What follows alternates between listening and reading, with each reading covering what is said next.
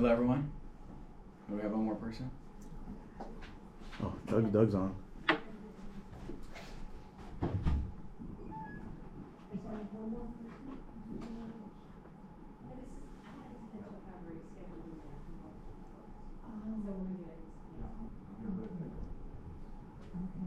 Good morning, or no, good afternoon. Hey, what's going on, Doug? Not a whole lot. Recording in progress. You guys looking sharp. Thank you. You can put it inside the tissue box, I think. I kind of do. All right. Hey, I just want to confirm, last name is Montano? Montano, correct. Okay, that's what I thought. Okay, Okay, now ready? I'm ready. I'm ready. Hello, everyone. My name is Jabez Montano. My mentor is Mr. Wayne Austin. He is self-employed and works throughout Houston with his company 2Ace Corp Services. It's a commercial cleaning company. My evaluator is Mr. Doug Palmer and Israel Austin. My teacher is Ms. Zenner, and the objective of my project is laying down the foundations for starting a small business. And some content in this presentation is from outside sources, which will be cited appropriately. Here is my website, which contains information on my ISM coursework and my mentorship. My aspirations for this project was for me to create a real small business. I wanted to, by the end of this mentorship, to have a product and to have a legal formation as a business, an LLC. My mentor is already experienced in what I'm trying to go through. He's been through the struggles and the hassle of starting a small business, and he knows from experience lessons which I have learned from him and try to apply and keep in mind. And what we did is I'd ask him questions and he would answer them in great detail.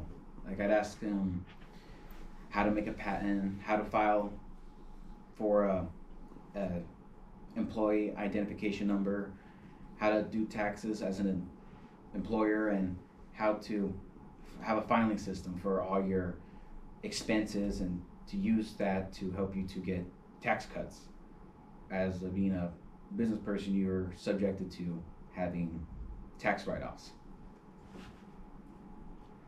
Now, a part of this starting a business is a business plan. You can't have a business without a plan. And a business plan is the foundation of every business. It is the pinnacle of it. It is a light in the darkness. It is a rock, confidant, and crucial to having a successful business. With a business plan, it is crucial to think 5 years in the future and to plan for fluctuations in the market and demand so you can be appropriately adapt to when those fluctuations will inevitably happen. In a business plan, I learned about business plan from a book my mentor gave me. It's called Business Planning for Dummies. But in the book, it states how this isn't for dummies, and it's very much a very complicated, and it has to be a well thought out process. When starting a business plan, you can't just think about making money. You have to think about this being a child, and you have to think about feeding it and making sure your business is something that is going to live long term. That's what the point of business plan is. In the book, it states how it's important to have ethics and goals and objectives for your company. It's one of the most crucial things, and it's important as a business to have your business plan be plastered up, like your objectives for your business and your business plan be known to your employees. That way your employees will be able to implement your objectives and your ethics and your morals into their own work. And whenever your employees are confused or doesn't know what they're doing, they can always refer to your plan and make the best decision based off what you stated is the company's morals. And in a business plan, there are specific things that it says that you have to put down. These are called critical success factors, which are parts of your business that have to be constantly maintained and have to be up to date, succeeding, running properly, or else your business will fail. These are things that are important to identify for a business, because if these things fail, your business fails and you're out of the job and money and everything. Another important aspect in business is maybe putting in your company's description. And having a company description is important in a business plan, because when you want to work with business partners, manufacturers, or clientele, you'd want to give them your business plan.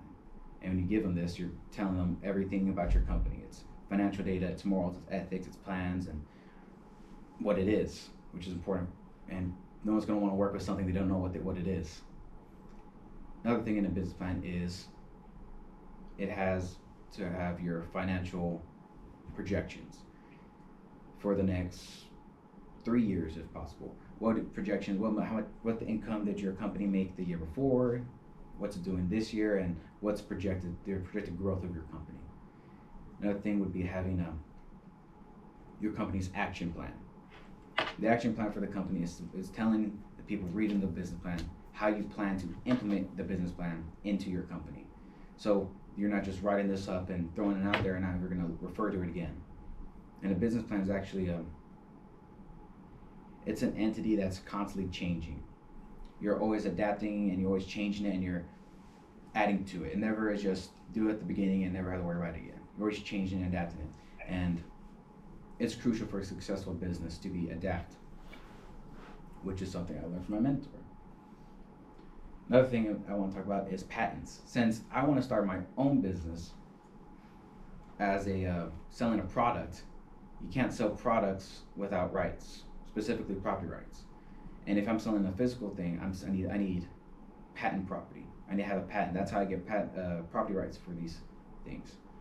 And with a patent, you're saving yourself from losing money to people who's going to steal your ideas, steal your designs, and basically make a fortune out of your own idea.